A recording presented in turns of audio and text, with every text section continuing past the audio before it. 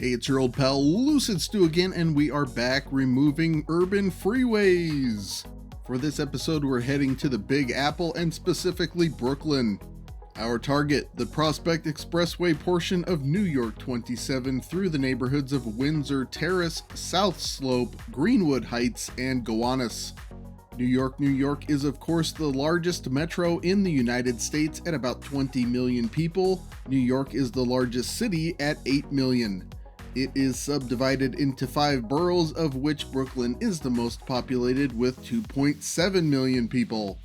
Manhattan is the most densely populated. Brooklyn is number 2 with about half the density of Manhattan. As such, Brooklyn is inordinately dense by American city standards, with roughly twice the density of San Francisco, which itself is the second most dense large American city. In other words, Brooklyn is dense and not the best place for a freeway. The freeway in question is a 1 3/4 mile long stub that was meant to be part of a larger freeway, which would have extended 4.5 more miles along Ocean Parkway to the Coney Island area.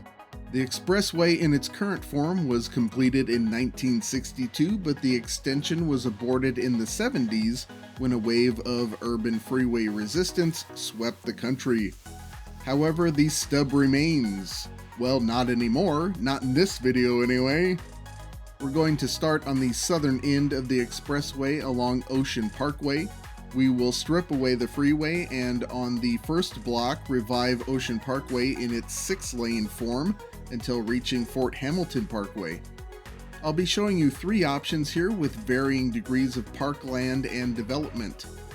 At Fort Hamilton Parkway, there is an MTA subway station, which would afford greater housing density in the roughly 2 acres that would be freed up here. The park here would remain largely intact. From there, I am following a philosophy of restoring the road network to its previously uninterrupted grid pattern.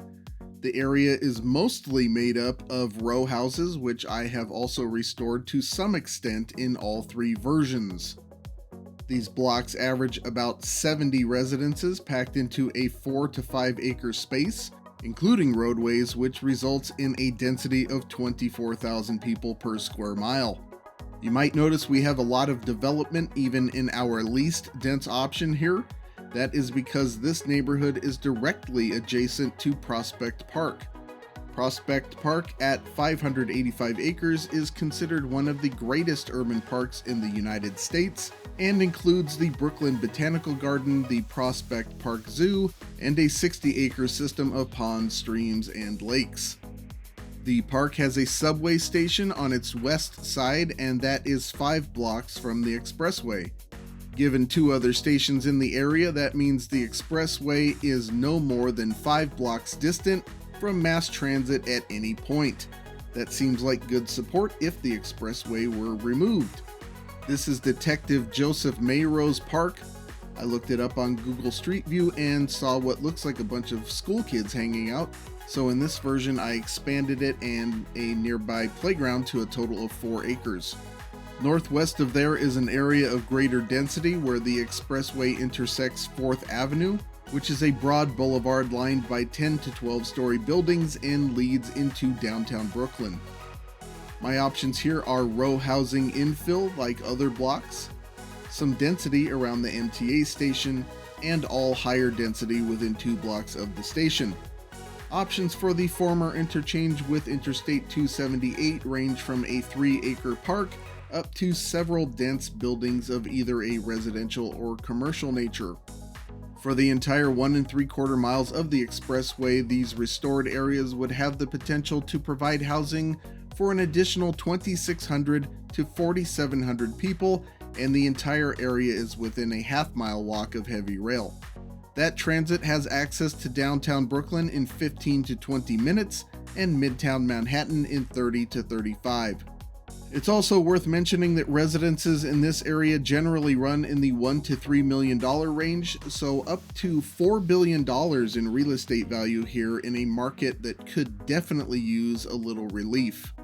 So what do you think? Is this something worth doing? Should the city of New York restore these neighborhoods and perhaps build some new dense housing around existing subway stations? Let me know what you think in the comments. I hope you enjoyed this presentation looking at the possibilities of urban freeway removal. If you can think of a short section of freeway you'd like to see removed, perhaps in your own town, leave me a comment.